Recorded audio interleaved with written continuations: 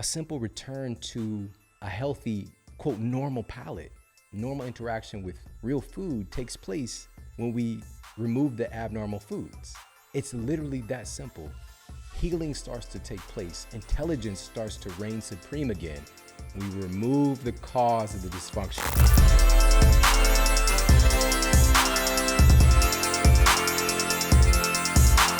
Welcome to the Model Health Show. This is fitness and nutrition expert Shawn Stevenson, and I'm so grateful for you tuning in with me today. On this episode, we're going to be talking about specific foods that have seemingly miraculous effects on the human body, ranging from benefits with fat loss to benefits with digestion to cardiovascular health and so much more. But the catch is, some of these foods have some very weird side effects when they interact with the human body.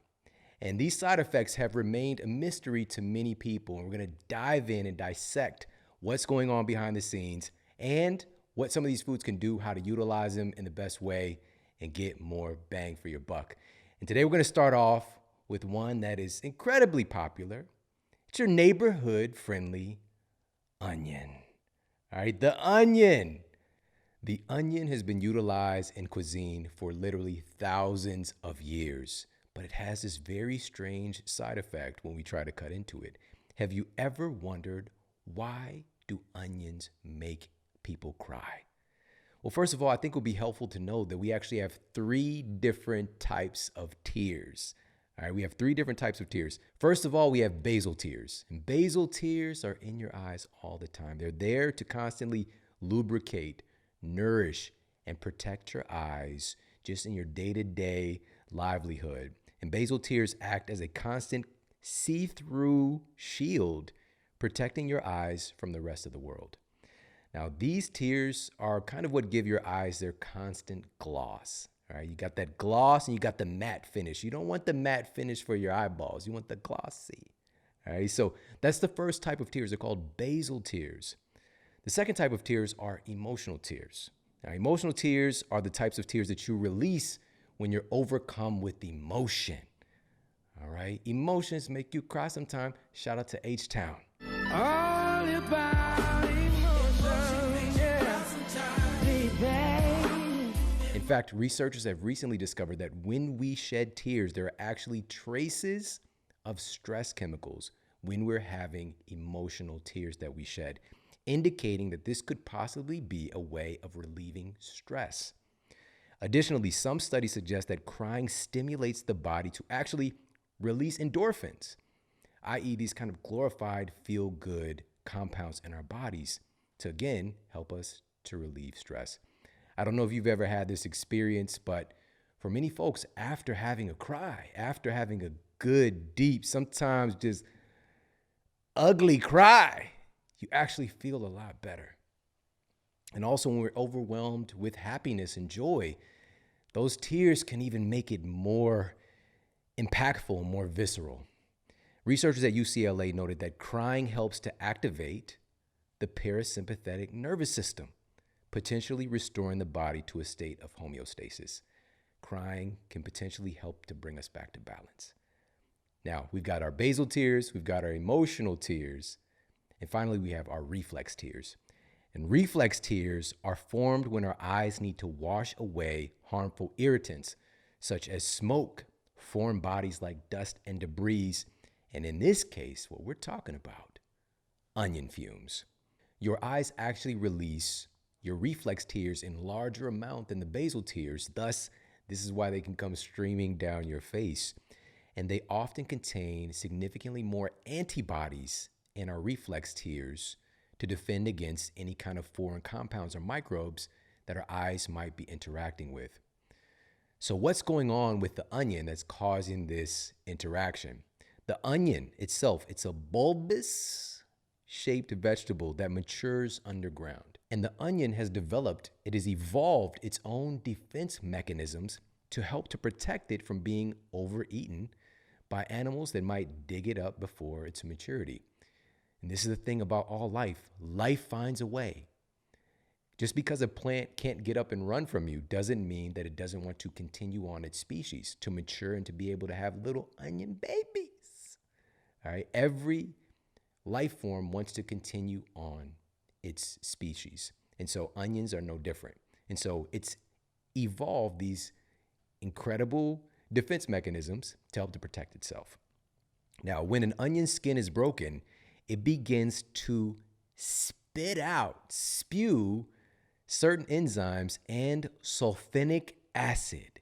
And these compounds combine to produce propanethiol S oxide. We're going to call it Pez oxide for short, Pez oxide, which is an irritating gas. It's an airborne sulfur-containing organic chemical that is similar to tear gas. Pez oxide, when it gets passed off, all right, Pez oxide turns into sulfuric acid when it touches the water layer that covers and protects your eyeballs. Now, based on genetics and epigenetic influences, some people are more likely to cry when cutting onions than other people. Some folks barely even shed a tear, while other people can experience burning, itching, and even tingling when that acid interacts with the eyeball. Now, onions have evolved, again, this evolutionary adaptation, and we've developed these evolutionary adaptations in response to them. So the question is the onion still a viable food? If it's so apt to try to defend itself and not be eaten, is this actually a viable food source? Well, crop scientists are saying they don't care what the outcome is as far as human health in the onion. Through genetic manipulation, genetic modification, genetic engineering, scientists have actually recently discovered a tear-free onion called the Sunion. Son? What's up, son? The Sunion. Now, already this might raise a few red flags. Is it natural? Well, no. Will it interact with your cells differently than a natural onion? Well, yeah. Is it safe and equally beneficial as a natural onion? Well, we'll have to wait and see. But just to let you know, they've taken the tears out of cutting onions by creating the Sunion. All right, it might be some Frankenstein type stuff. Maybe, I don't know. But just thought I'd throw that little fun fact in there for you. Now, let's talk about the benefits that are garnered by the human body when interacting with a natural onion. Now, a lot of folks don't realize this, but onions are a potent source of an antioxidant called quercetin, and it's highly concentrated in onions versus most other plants. And quercetin is a powerful anti-inflammatory that's been found to reduce the risk of cardiovascular disease. In a randomized, double-blind, placebo-controlled crossover study. In a crossover study, this is a type of clinical trial where study participants receive each treatment, getting the treatment and getting the placebo, and also having this done in a random order. So it's one of the very best types of studies. And this study was published in the British Journal of Nutrition. And it found that a concentrate of onion quercetin was able to significantly reduce ambulatory blood pressure of hypertensive patients. And by the way, ambulatory blood pressure means they're tracking the blood pressure throughout the day. So the person's normal day-to-day activities and including sleep. And so they're tracking it not just when you go to the doctor, which some people get a response in their blood pressure going up just by going to the doctor, and it makes them nervous. So this is a way to track things in a normal day-to-day livelihood to see what's the actual impact. So this was a really, really well done study finding that quercetin from onions can really have some great benefits with our cardiovascular health. Also, onions are a well-documented, incredible source of prebiotics. All right, prebiotics are necessary to help probiotics or friendly flora, friendly bacteria to proliferate and to have a healthy ratio of friendly microbes to more of the kind of pathogenic or opportunistic microbes that have a place, but we just don't want that ratio to get out of balance. And so you could take all the probiotics you want. You have to have prebiotics, which are the food for probiotics to actually proliferate and to be able to do all the great things that they can do in your system, in you, for you, right? So probiotics produce essential compounds that support human health in so many different ways that we're just starting to analyze more of. But onions are particularly rich in a prebiotic called inulin. And inulin has been noted to help to increase the number of friendly bacteria in your gut and also to improve your immune system function. This isn't talked about enough. The majority of your immune system is actually located in your gut. Get in my belly, all right? It's located mostly in your belly. And this is an evolutionary adaptation because what's coming in via your mouth can potentially, throughout our evolution, bring you better health or make you really, really sick or potentially even kill you. So your immune system needs to be there frontline for sure. That's just one part of it. But also your immune system needs to be there to help to determine what's going to get into your tissues and become you. Because this incredible process of eating food, we don't really think about this often. This food is going to become human tissue and or be utilized for fuel by our human cells and our human tissues. It is an incredible process, incredibly energy intensive and important. So your immune system needs to be there front line to make sure that you're making yourself out of the best stuff possible. All right, so onions are a well-noted prebiotic. Onions are also noted to be a good source of vitamin C, B vitamins, potassium, and at least 25 noted flavonoid antioxidants. And another study published in Environmental Health Insights found that eating just 100 grams of fresh red onion reduced fasting blood sugar levels in type 2 diabetics even after 4 hours. These are the things that should be making the headlines. They're not putting a commercial for onions on TV while you're watching Real Housewives. They're not putting a commercial for onions on TV while you're watching the baseball game. They're putting commercials for pharmaceutical drugs that treat symptoms of disease and don't address the root cause, which, according to the Journal of the American Medical Association, the #1 cause of our chronic degenerative diseases is poor diet. Changing our nutrient inputs are incredibly powerful, but nobody's doing commercials for onions. I guess it's just not sexy. But again, we've got a paradigm, got the onion booty. So how's it not sexy? All right. So we need to advocate more, of course, get more celebrity endorsements for real food and start to turn this paradigm into something that's more health affirmative. Now, there's a lot of, by the way, to get some of these benefits, there's a lot of gadgets that we have today that can take the tear-jerking aspect out of chopping onions. So that's one part of it. But once we've got the onions there to utilize, an easy way to add onions, you can add them to a variety of dishes. We can go on and on just for days talking about all the different stuff that you can do with onions. You can add them to, everything from stir fries to scrambles to salads and so much more in their cooked or raw form. Adding in some onions are going to be a pretty easy way to get some of these health benefits, even if you have to shed a couple of tears to get it. Now, next up on our list of foods and food interactions that have some incredible benefits for the human body, but can also have some very weird side effects, is a food that I talk about several times in my new book, Eat Smarter. And there's a section in the book where I dive into talking about fruits that are masquerading as vegetables and really drilling down to what a vegetable actually is and the parts of the plant that would actually be classified botanically as vegetables would be the roots, the leaves, and the stems. When we eat carrots, radishes, and beets, we're eating the roots of the plant. Leaves range from spinach to kale, and an example of a popular stem that we eat is asparagus. These green spears are a generally common food that features a great amount of the prebiotic fiber inulin.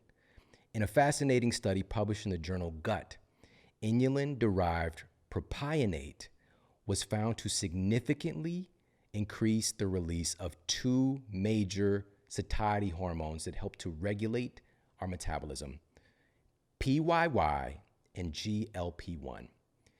PYY, also known as peptide YY, is an important gut hormone that regulates your appetite. It's released by the cells in your intestines and colon based on the types and amounts of food coming in. And according to data published in the Journal of Physiology, PYY is believed to play a major role in reducing appetite and decreasing your risk of excess body fat storage. PYY, pretty young ying, guys, PYY. So number one, we've got PYY, also GLP-1 or glucagon-like peptide 1. And this is a hormone that's primarily produced in your gut when nutrients enter the intestines. GLP-1 has been found to increase the feeling of fullness during and between meals by acting on appetite centers in your brain and slowing the emptying of the stomach itself. GLP-1 also plays a role in keeping your blood sugar stable. This is some pretty amazing stuff, encouraged by this one remarkable food. And asparagus is also notable in the fact that it's a prebiotic food that helps your gut bacteria to produce SCAFAs. All right, SCAFAs, short chain fatty acids. And these SCAFAs are necessary for everything from protecting the lining of your gastrointestinal tract to reducing rates of autoimmune issues to even interacting with your brain. The list goes on. And a specific SCAFA, propionate, that we mentioned already, has been found to reduce inflammation and to help to reduce visceral belly fat. It's pretty profound. Now, all of this sounds fine and dandy, but every time I eat asparagus, why does my pee smell like I've been drinking 40 ounces of Schlitz malt liquor? Like, it's crazy. Why does my pee smell like I've been drinking Colt 45? All right, shout out to Billy D. Williams. Do you remember this commercial? Colt 45. It works every time. Does it, Billy? He's all sophisticated, got this cool vibe, nice outfit on, but then he's like, oh, the ladies coming over to drink this Colt 45. Bro, that's the definition of a cash grab right there. But shout out to Billy D. By the way, have you ever thought about this? Isn't Billy and Bill short for William? So is my man's name William D. Williams? I don't know. It's neither here nor there. All right, so scientists have actually been pondering this mystery for hundreds of years of why asparagus causes a foul odor in urine. Even Benjamin Franklin took note in 1781, saying, quote, "A few stems of asparagus eaten shall give our urine a disagreeable odor," end quote. His statement was actually in a letter to the Royal Academy of Brussels as he was trying to convince the Academy to take on the work to, quote, "discover some drug that shall render the natural discharges of wind from our bodies not only inoffensive, but agreeable as perfumes," unquote. He wanted to be like, so instead of walking through somebody's fart cloud and being offended, when you walk into that fart cloud, it's more like walking into the perfume department at Macy's, all right? Have you ever had this experience where they're very militant in Macy's? Sir, come here. Do you have a girlfriend, sir? Just relax. But there's a lot of perfume smells intermingling in the air there. And he believed, and of course it is possible, to get our farts smelling more, as he mentioned, quote, agreeable. But this was in reference, of course, to the urine smell that results from eating asparagus. Today, science has solved some of the reasons behind this funky smelling pee that results after dining on asparagus, part of which appears to be a compound in this spear-shaped vegetable called asparagusic acid, which is a sulfur-containing compound that seems to be found exclusively in asparagus. When digested by humans, it triggers the production of several smell-worthy compounds like dimethyl sulfide, which sulfur is well noted for giving things like rotten eggs and skunk spray their signature aromas. Now, where it really gets weird is that even though asparagus has this compound in it, about 40% of people don't experience asparagus pee, either because they're not able to smell it themselves or because they don't make the funky pee to begin with, or both. In a study cited in the journal Chemical Sense, researchers had test subjects to sniff asparagus pee and non-asparagus pee to see if they could tell the difference. Now, most asparagus pee was easily noticeable to most study participants, but in a smaller percentage of people, even though they ate asparagus, their pee didn't provoke any noticeable smelly difference. While in another small percentage of people, though their sense of smell seemed to be otherwise normal, they couldn't smell the funky asparagus pea smell even if others could. So a small ratio of people right off the bat aren't churning out this asparagus skunk piss to begin with, while some other people might be making stinky asparagus pea, but they don't know it because they can't smell it. The biological basis for the inability to produce non-smelly metabolites in detectable quantities is still unknown. So they don't know how some people, small percentage of people, are processing asparagus and not having this stinky pea come out. So we don't know how that's happening yet. But the inability to smell the odor is associated with a single nucleotide polymorphism, or SNP, which is a DNA sequence variation, which in this particular case, it's variation RS4481887 within a gene cluster of olfactory receptors. Sounds like a phone number, all right?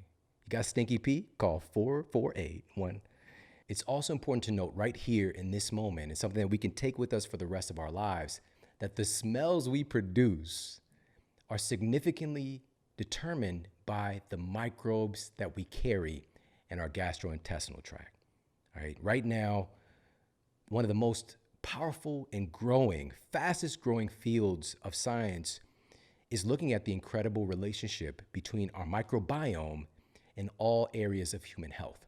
We know that our microbiome today, we know that it has a major impact on our cognitive function. Many neurotransmitters associated with our mood and brain health, like serotonin, the majority is produced and stored in our gastrointestinal tract. Our microbes, our microbiome, our unique array of bacteria, again, it's unique to us. Nobody has a microbiome that's the same as another person. Our microbiome is this unique collection of bacteria, and these bacteria have their own agenda. They produce their own genes. If we go gene for gene, 99% of our genes are from our microbes, all right? Now, their genes are smaller, but they have their own genes nevertheless, and they also have their own life cycle. They're all working to reproduce and to colonize, and they also have, even though these are single-celled organisms, we kind of look down upon them for many years. Now we understand that they have their own version of a nervous system and that they're able to communicate. They're able to sense pain. The list goes on and on. Our microbes have a tremendous impact on our overall health. And so now, even with our sleep, for example, the quality of our sleep, it's well noted that our microbiome has a major impact on our sleep quality. For example, researchers at Caltech found that there are certain bacteria that communicate with the cells in our gut that produce sleep-related hormones and neurotransmitters. And damage to these microbes can create notable damage to our sleep quality. Because also, the majority of your melatonin is produced in your gut as well. When I was in school, when I was in my university, I was taught that melatonin is produced in your pineal gland, end of story. And it's a glorified sleep hormone, but it's so much more than that. It's a major regulator of your circadian timing system, determining when all the rest of your hormones are getting produced throughout the day. Hormones, neurotransmitters, neuropeptides, the list goes on and on. Digestive processes, the list goes on and on. Melatonin is not just about sleep. But being that it is a glorified sleep hormone and it does play a major role in that, there is over 400 times more melatonin in our gut than in our brain. So we're just starting to understand how dynamic this interaction is with the health of our gut, our microbes, and all manner of processes that have to do with human health. Now, one of the very best things for supporting the health of our microbiome is something that a lot of folks don't know about. A recent study published in the peer-reviewed journal Nature Communications uncovered that a unique compound called theobromelain, found in a traditional fermented tea called pu'er, has some remarkable effects on our microbiome. The researchers found that theobromelain positively alters gut bacteria and directly reduces excessive hepatic cholesterol and reduces lipogenesis. Lipogenesis meaning the creation of fat. Another study published in the Journal of Agricultural and Food Chemistry found that pu'er may be able to reverse gut dysbiosis by dramatically reducing ratios of potentially harmful bacteria and increasing ratios of beneficial bacteria. This is remarkable. Dysbiosis is one of the biggest issues that folks here in the United States and really all over the world are experiencing because of our abnormal diet, because of our abnormal environmental inputs, causing this derangement with the balance of microbes.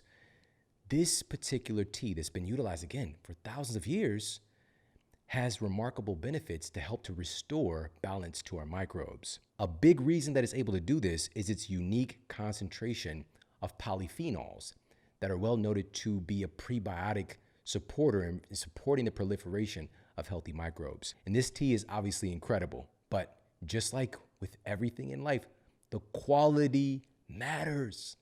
The quality and sourcing matters a lot.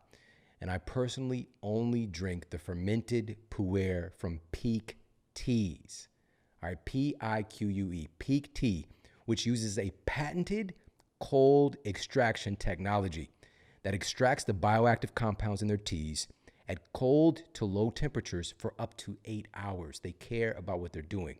And this process gently extracts the natural antioxidants, including the polyphenols and phytonutrients, and preserves them in a whole form where all the beneficial compounds are present.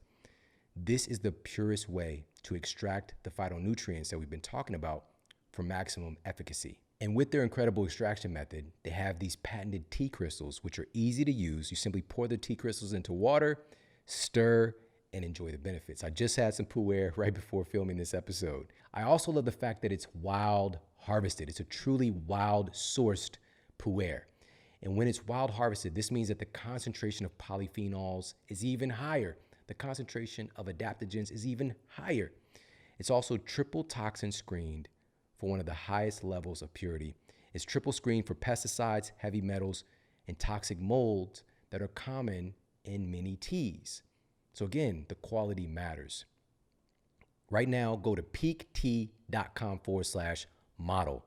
That's PIQUETEA.com/model and use the code MODEL at checkout. And you're going to get 5% off your first order plus free shipping when you purchase one of their incredible tea bundles. Now, another really interesting thing about pu'er was published in the journal Phytonutrient Research, disclosing that pu'er is one of the very rare nutrient sources that has a direct, significant influence on the enzyme that unlocks fat from your fat cells called hormone-sensitive lipase, or HSL.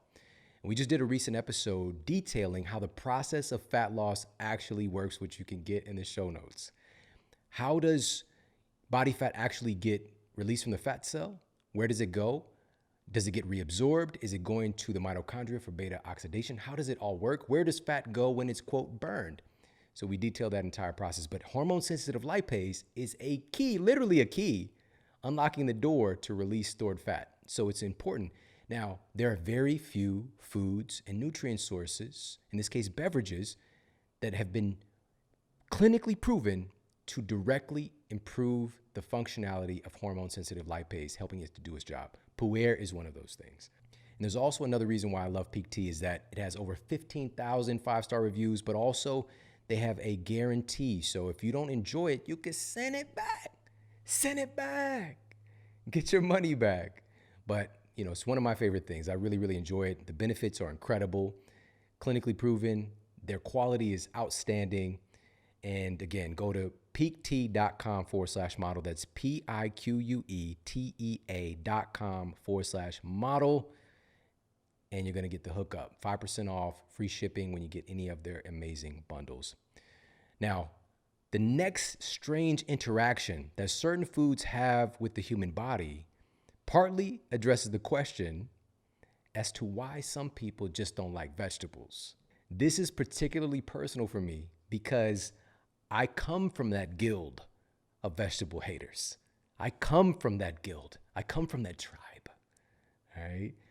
Growing up, truly, my grandmother, quote, spoiled me. And, you know, growing up in the 80s, this was like the golden age, the beginning of the golden age of processed foods.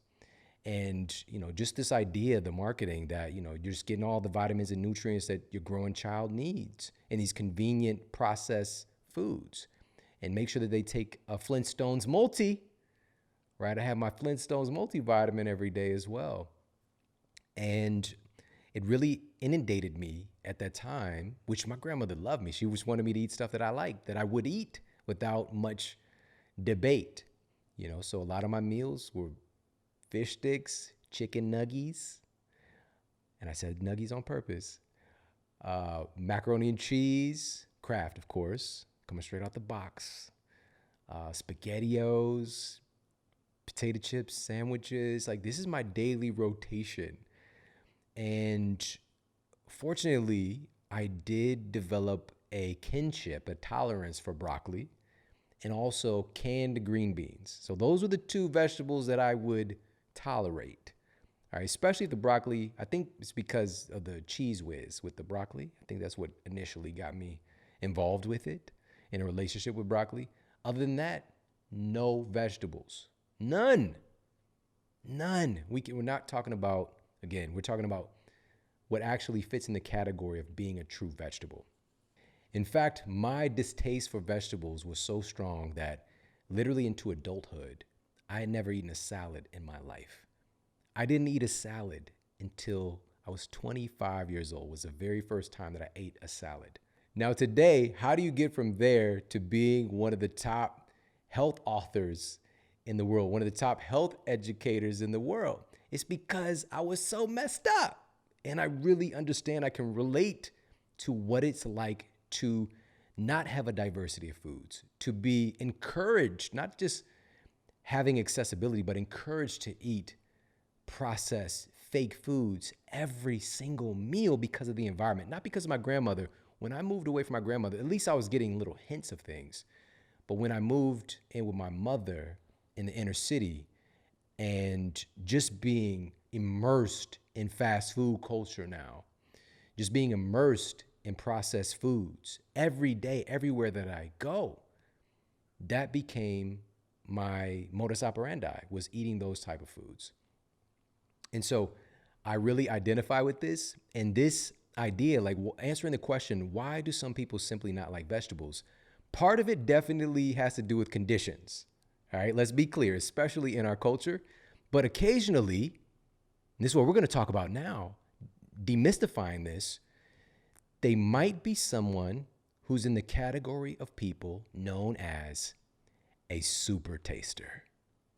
A super taster is someone who experiences the sense of taste with far greater intensity than the average person.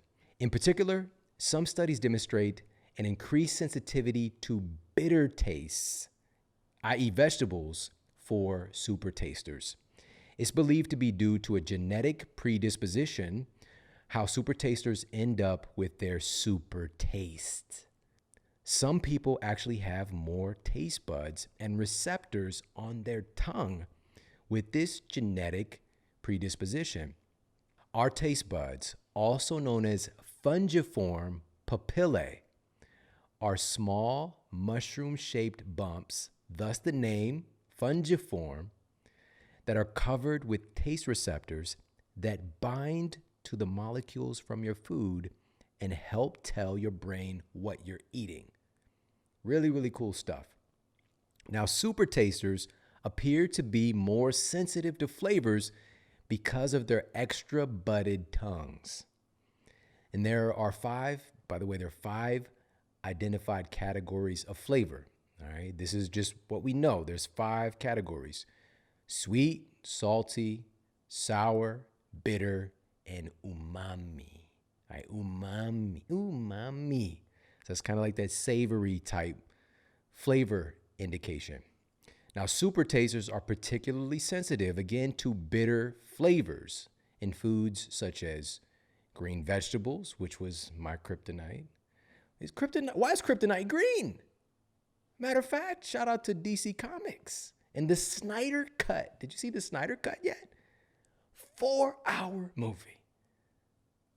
Much better than the original, let's just be honest. And also, it didn't seem like it was 4 hours. It definitely seemed like a long movie, but 4 hours, unprecedented. Incredible story.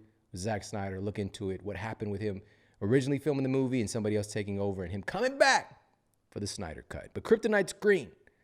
Somebody didn't like vegetables who's writing DC Comics. All right. Now, again, there are 5 categories, well noted, and super tasters are particularly sensitive to bitter flavors in foods such as green vegetables, coffee. A super taster, no. Coffee it's not one of their, it's one of those moments like it will repel you, that first sip of coffee. But super tasters, this doesn't mean they won't drink coffee. There's going to probably have a lot of stuff in it. All right. They got a little coffee sprinkled in with a lot of cream and sugar or whatever they put into those frappuccinos out there on the streets. All right. Unicorn frappuccinos. Also, even dark chocolate, for example, like forget about it. Like they want their chocolate on the lighter side. They wanted Beyonce complexion. All right. That's where super tasters are going to want their chocolate, not the darker chocolate, which has the more benefits. No disrespect to Beyonce. All right. But for the super tasters, the bitter, not the so better. According to a report from the NIH, approximately 25% of people are super tasters, while 50% of people are, quote, normal tasters. And the remaining 25% of people are at the other end of the spectrum whose sense of taste isn't very strong. And they're labeled as, quote, non-tasters. Now, I think this is a bit dramatic to say you're a non-taster. You have no taste. You have no taste. I'm not going to just completely agree with the labeling. And any of these things, as you're going to see, have some wiggle room. All right, wiggle, wiggle. Now, we truly do experience the world in different ways. And this is the big thing I'm trying to bring forward. When two people are eating the same food, they're tasting completely different things. It's incredible. It's incredible, but it can also kind of gum up and create these experiences where people have their preferences.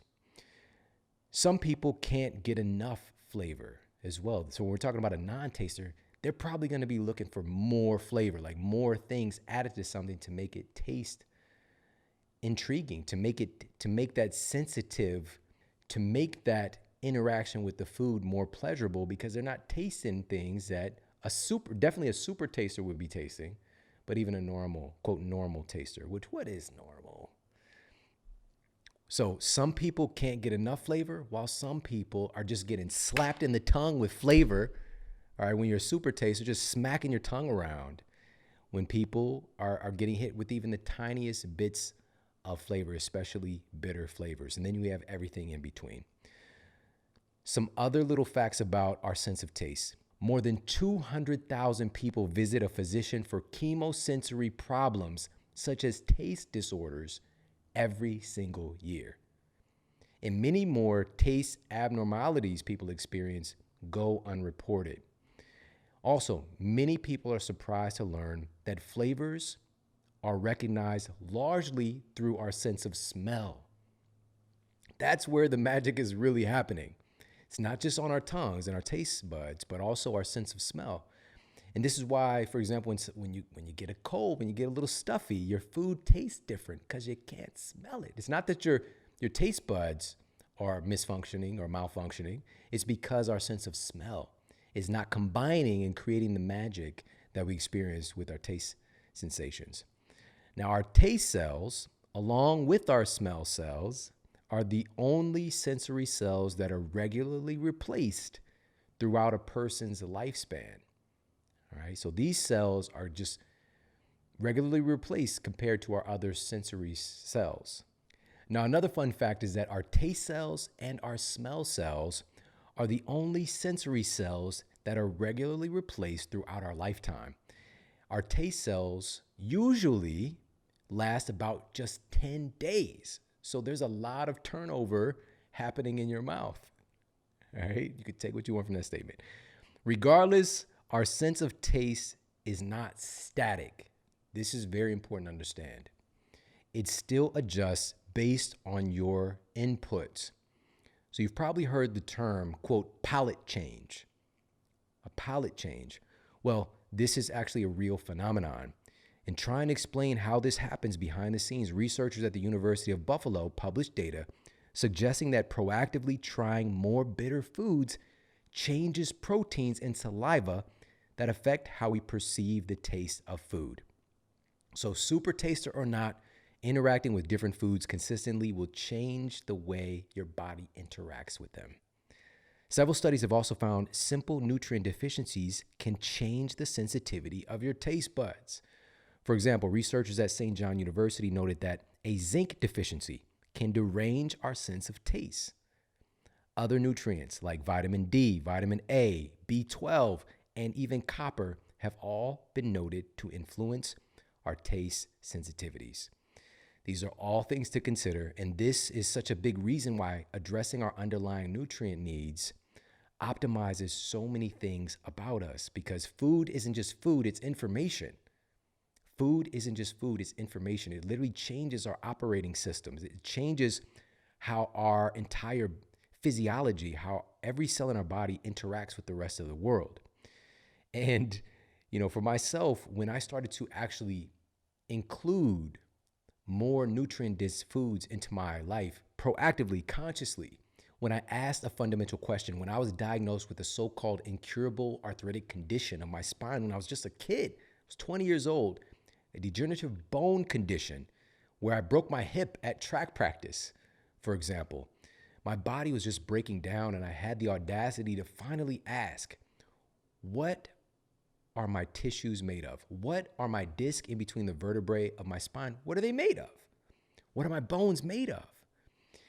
And once I asked this question, I started to actually dive into the research. Being that I was still in school, in college at the time, and having some accessibility and being able to research, I found that what was being marketed to me as necessary for human health wasn't what was actually necessary for human health. There was an array, about a couple of dozen critical nutrients to increasing my bone density. Many of them I had never even heard of. So I started to find out about things like sulfur and silica and how even omega-3 fatty acids are needed to improve bone density.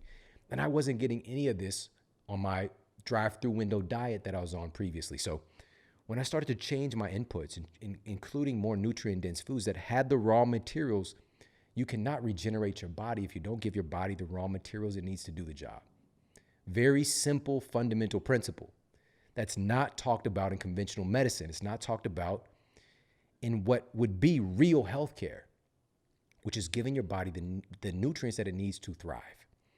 And so when I started to do this, when my inputs changed, my outputs changed, my thoughts changed, my actions in the world, I just gained a level of clarity. My energy changed. All of these different things changed about me.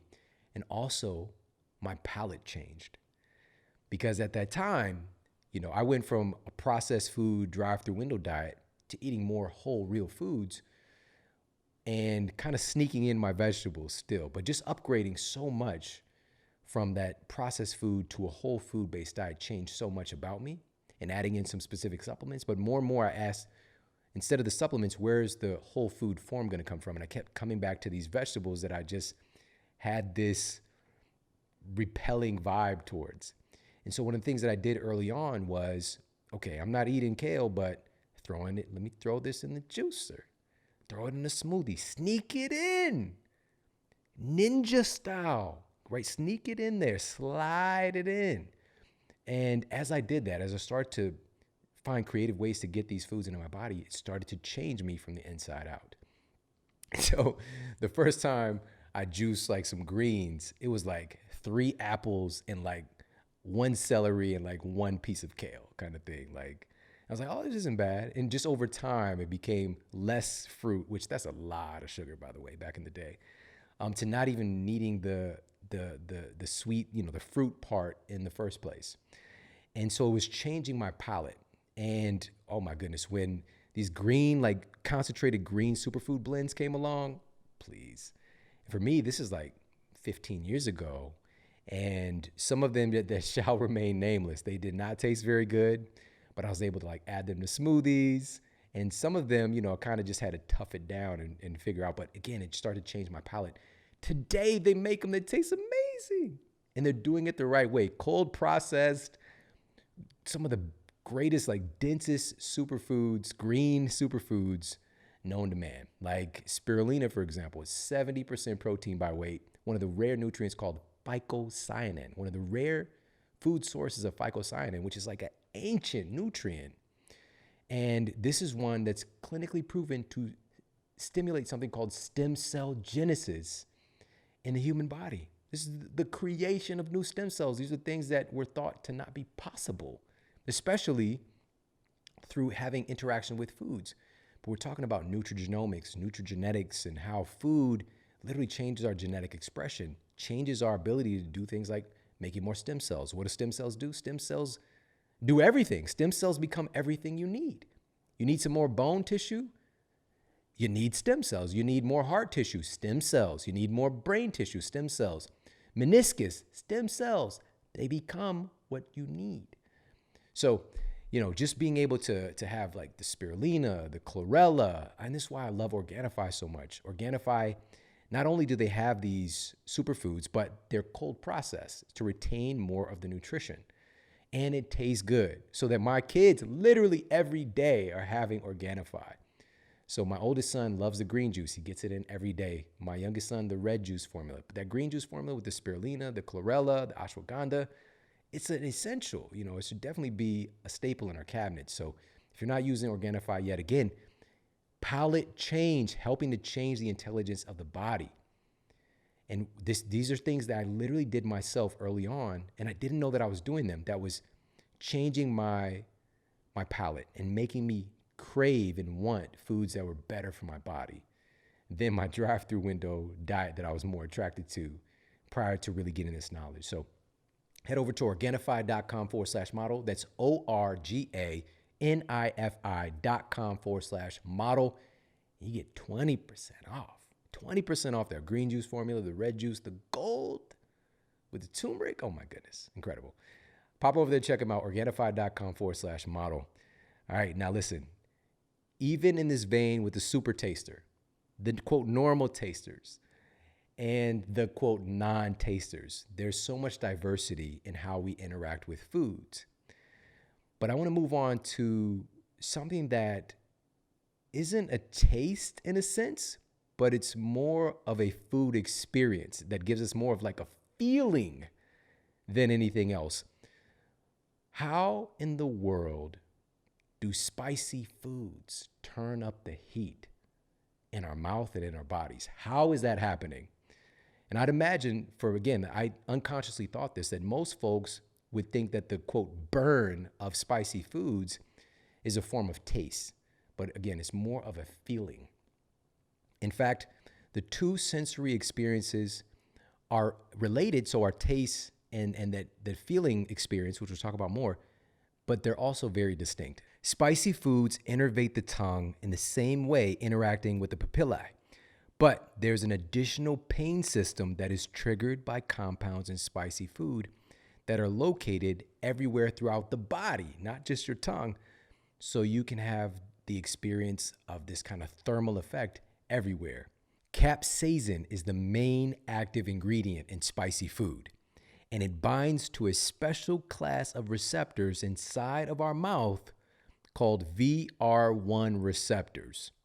Now, these are specialized pain receptors that respond to temperature extremes and intense mechanical stimulation, such as pinching and cutting, and it signals your brain to try to protect you from those things.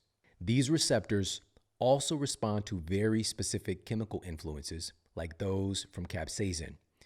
So when we consume capsaicin, our central nervous system can be confused or tricked in a sense when these pain fibers get stimulated as if something physically hot is touching your mouth. And you need to release the body's internal and external sprinkler system to help to put the fire out. And as you know, spicy foods can induce sweating, accelerate the heart rate, all kinds of system-wide changes can take place. So in essence, these pain receptors respond when you're drinking something that's too hot, for example. Maybe it's a coffee that's like scalding hot, and these pain receptors tell your brain, hey, back off. The same thing is happening. It's triggering the same receptors with spicy food. but it can be just enough where it's like, oh, this is a little bit too hot, or maybe too hot, or maybe extremely hot, and it gets painful.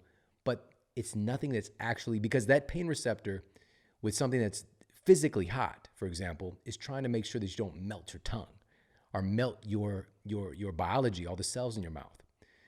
But the capsaicin can't actually do this. It's not actually melting anything, but it tricks your receptors into thinking that that's what's happening. Now, when these pain sensors get triggered, this also stimulates the release of endorphins, right? These feel-good compounds. This is part of the reason that spicy foods can be so attractive. They, in a strange way, make us feel good. Another interesting fact is that not only do different people have extremely different tastes and experiences as far as like feelings associated with food, but different animals sense flavors and stimulations from food differently as well. For example, it appears that birds don't register the effects of capsaicin like mammals do. Birds can peck on the hottest of hot peppers and not be bothered. All right? It's as if they evolved alongside some kind of a partnership with hot peppers, so that the birds, because they're flying to different places, dropping off those leftovers from the peppers, dropping off those seeds, and they created like a little bit of a partnership, because it's tricking your brain into thinking that it's physically hurting you, but it's not. All right, but for birds, they don't seem to be bothered. Now, again, birds can have the hottest of the hottest peppers. I remember I was at this restaurant and I was with some, weird, like get along gang type of eclectic. I didn't know how I ended up there. All right. And we had the meal. Then at the end of the meal, they brought this little plate, and it had this drop of fluid right in the middle of the plate, like a little sauce, like a little like dark burgundy sauce, and a bunch of toothpicks. And I'm just like, what is this? This is already weird enough. The whole vibe of the thing is weird enough. I was traveling in from St. Louis to LA, funny enough, and this was probably, I don't know, maybe 10 years ago. So much stuff was new to me. And so people start picking up the toothpick, people who were affiliated with this experience, and dipped it into the little dollop of sauce. Like it was tiny. It was like the size of smaller than a dime. Dipped it into the sauce and then put it on their tongue. And I'm like, I guess when in Rome, I guess. And so I did it, and then I put the dollop on my tongue, and it felt as if I was getting a full body tattoo once that stuff hit my tongue. And come to find out, it was some like crazy exclusive ghost pepper or some other kind. I don't even remember the name. What's beyond a ghost? It was a freaking, I don't know, vampire pepper. All right. It was like a whole different level. And I was like, how is this thing touching my tongue, making me feel stimulation on my skin, like on my arms? And so, again, for us, we're getting this kind of interaction.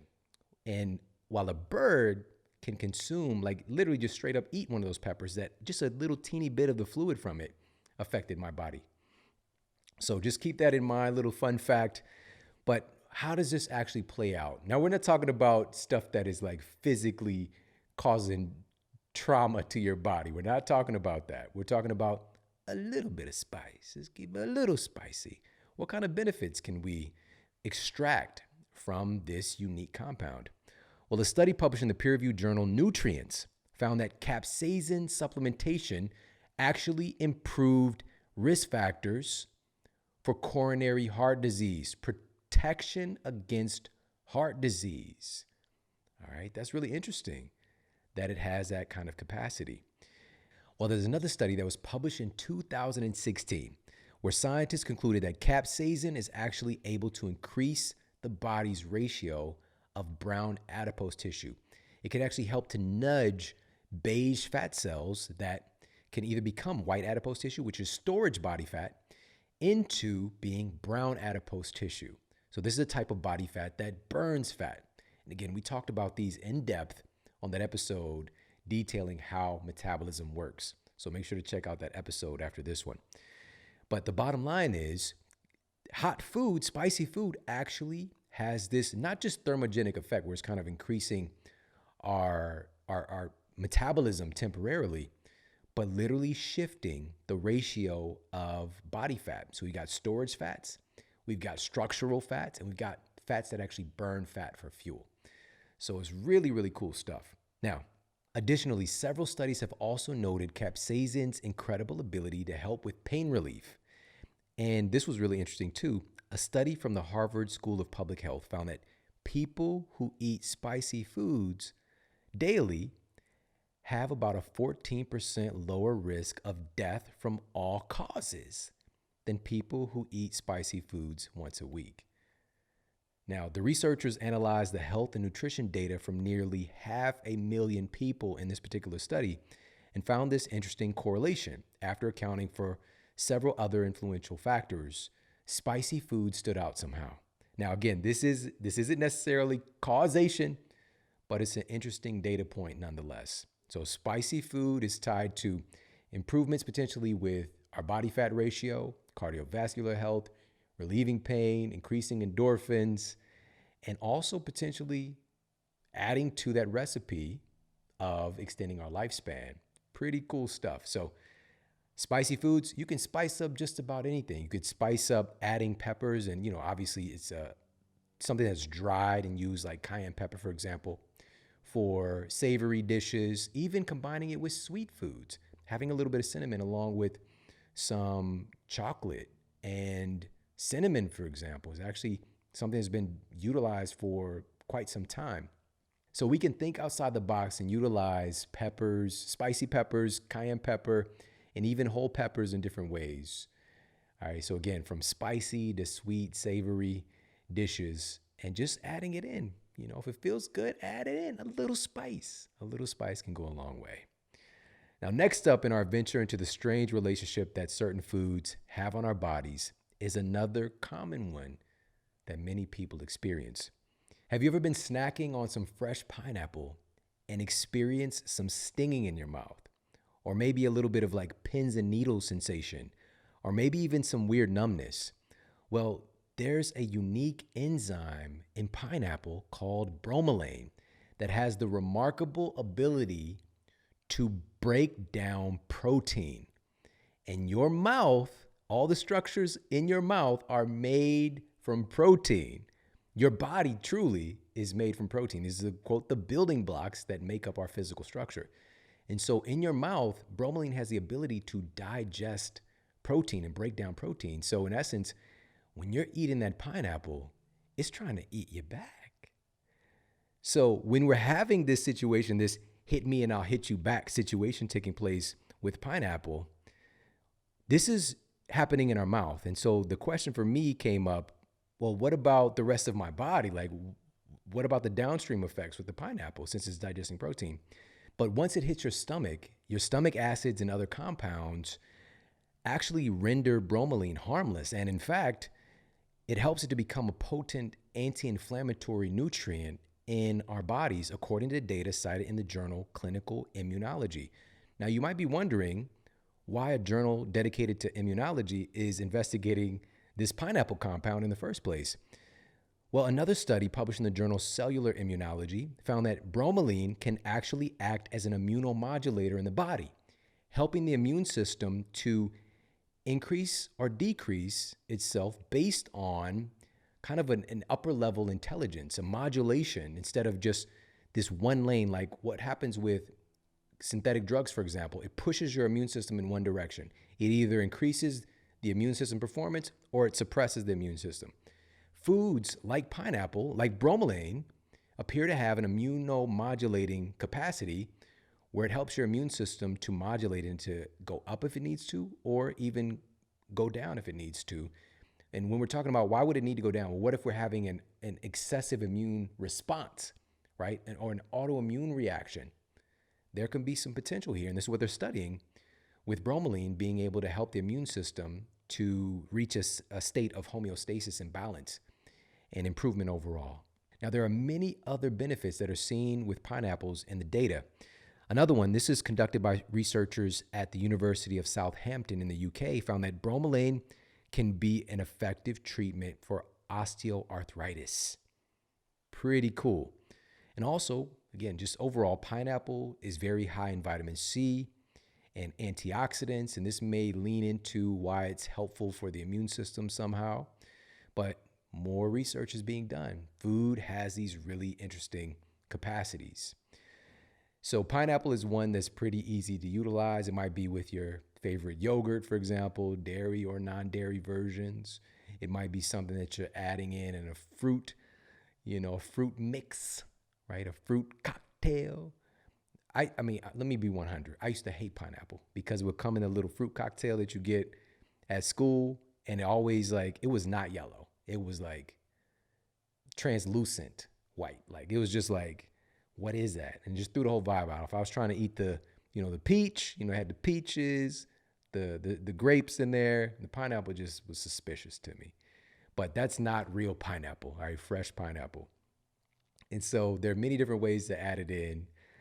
So quote, fruit salad, or just eating some, snacking on it just alone, adding it to different dishes.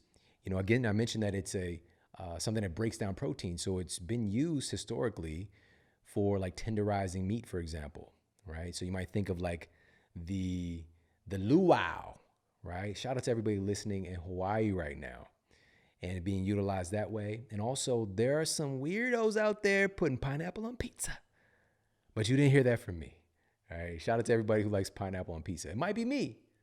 I might be one of those weirdos. Probably not, but there's definitely somebody in my household who's a fan of pineapple on pizza. Not saying it's me, but it might be. All right, so pineapple is another one of those foods that has a very strange interaction with our body, but it also has some really remarkable benefits once we dive into the data. Now, our final strange interaction with foods and the human body seeks to answer the question, how are processed foods able to taste like things that they're not? So, for example, there's not actually any grapes in the grape soda. And there's not actually any chicken in the tofu chicken nuggets. How are we able to make things taste like things that they're not?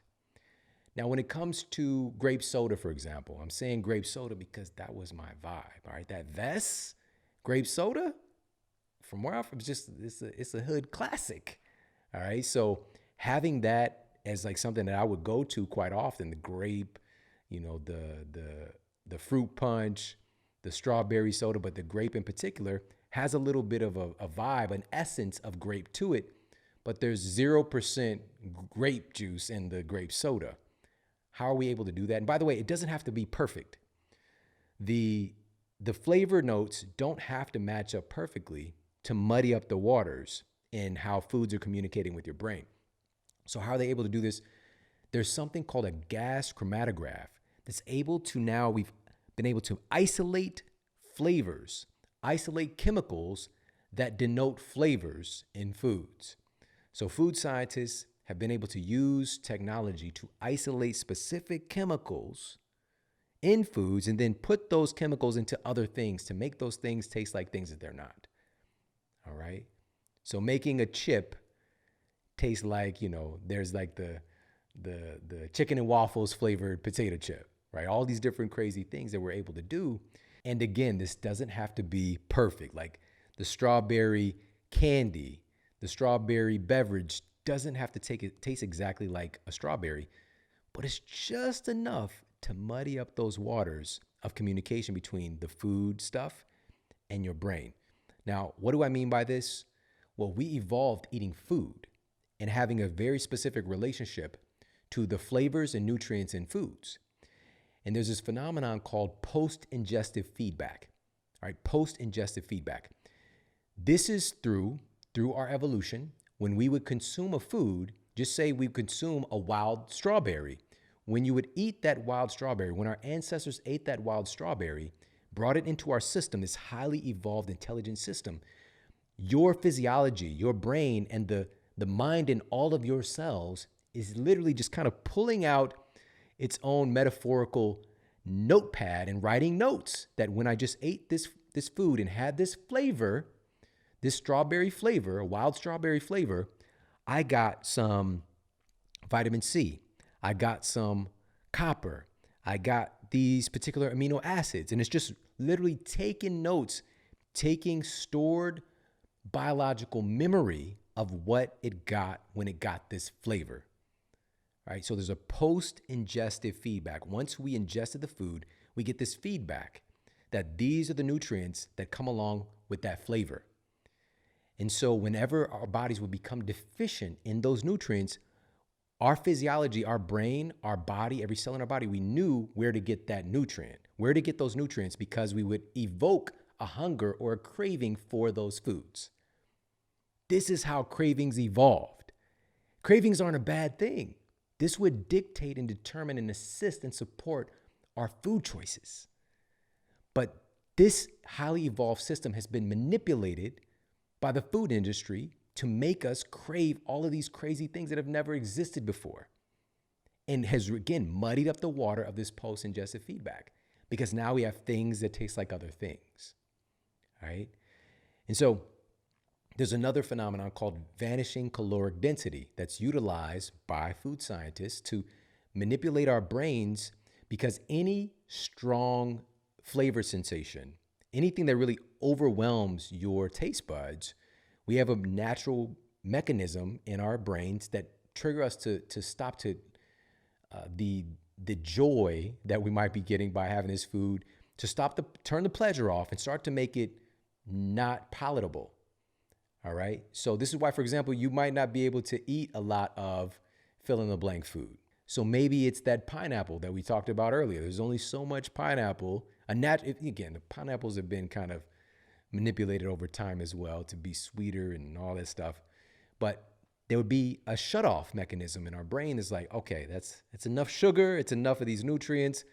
And also, of course, the pineapple is going to start hurting you after a while anyways. So these are all in the natural rhythm of things. But with this vanishing caloric density, food scientists have found a way to make, for example, a Cheeto, right?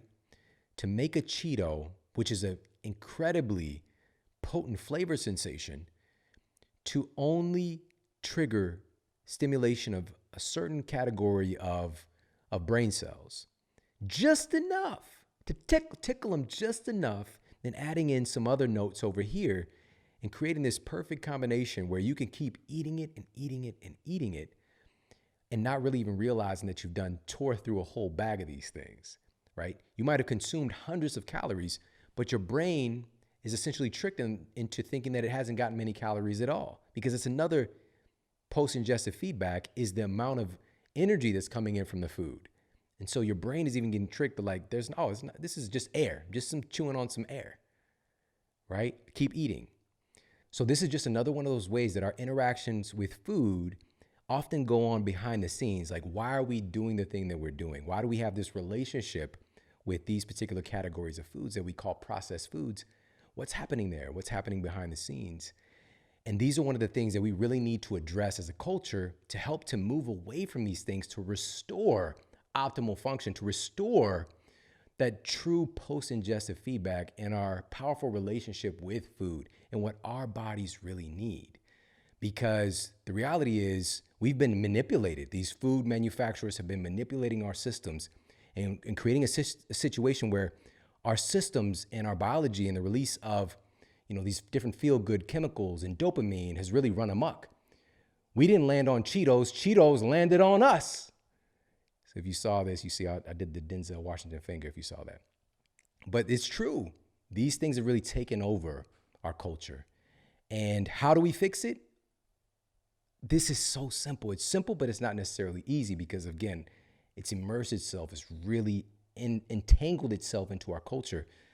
But a simple return to a healthy, quote, normal palate, normal interaction with real food takes place when we remove the abnormal foods. It's literally that simple. Healing starts to take place. Intelligence starts to reign supreme again. We remove the cause of the dysfunction, all right? But does this mean that we don't get to eat the most delicious foods we've ever had? No, this doesn't mean that. This doesn't exclude you from joy and pleasure. Matter of fact, it's opening the door. There are thousands of foods that you haven't even tried yet. Real whole foods. And the cool thing is that the best meal of your life is still to come. And that's so inspiring. And so getting this type of information, getting inspired, adding in some new things here or there, and also, again, let's remove the cost, move away from those things, not to say that we can't even have them. I'm definitely not in camp like nothing, never, but I'm very much aware of it's not just having that experience, it's the downstream effects that can take place. And so really shifting and what we talk about in Eat Smarter is having this 80-20 principle, and really focusing on 80% of our foods coming from real whole foods, whole unprocessed foods, and then changing and dressing these foods up and creating incredible meals out of them, right? Sexy food, sexy time food. Not like the Colt 45, not like the Billy D. Williams trick, like, it works every time. He's like pretending that this is going to be a healthy affair, but it's really just, some cheap malt liquor. Billy, you're not drinking that stuff. But shout out to Billy D. Williams. All right, but this is a true invitation into health and wellness, right? So being able to take advantage of the incredible foods that we have access to, and also just being a little bit more proactive at avoiding the things that really do have this very strange, twisted way that they interact with our cells. And even if we're talking about nutrigenomics and nutrigenetics and how they're affecting our genetic expression, right? This isn't a small thing, all right? But at the end of the day, even those processed food goodies, we can upgrade the quality of those things. We can use better ingredients for those things. It just keeps getting better and better. So, taking everybody through the process of how metabolism actually works, all the incredible foods and nutrients involved in that process, how different foods impact and control your cognitive performance, your ability to literally make memories is determined by the food that you eat, because your brain cells are made from food. We talk about all the latest clinical evidence, peer-reviewed, even double-blind, placebo-controlled studies finding how specific nutrients can improve your explicit memory, can improve your ability to focus under stress. All of those things are in Eat Smarter. And also a masterclass on how specific foods control our sleep quality, and also how foods impact our relationships, how food controls our ability to perspective take, how food controls our ability to put ourselves in someone else's shoes and to have empathy. This is all seen in the data. And food can really make things a whole lot better. It can bring people together. Literally, it's a unifier. And so we're just going to upgrade the way that we do it and Eat Smarter. And I hope that you got a lot of value out of this episode. If you did, please share it out with your friends and family on social media. You can tag me. I'm at Shawn Model on Instagram and Twitter, and at The Model Health Show on Facebook. And of course, you can pick up Eat Smarter anywhere books are sold. And I appreciate you so much. We've got some powerhouse episodes coming your way very soon. Some amazing guests and amazing masterclass episodes coming up. So make sure to stay tuned. Take care. Have an amazing day. And I'll talk with you soon.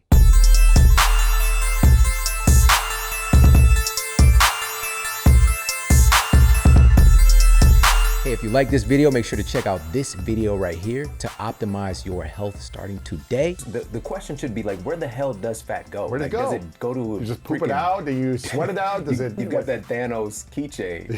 Does it go to another dimension? Exactly. You know what I mean? But what they did, this was so fascinating, they actually tracked the path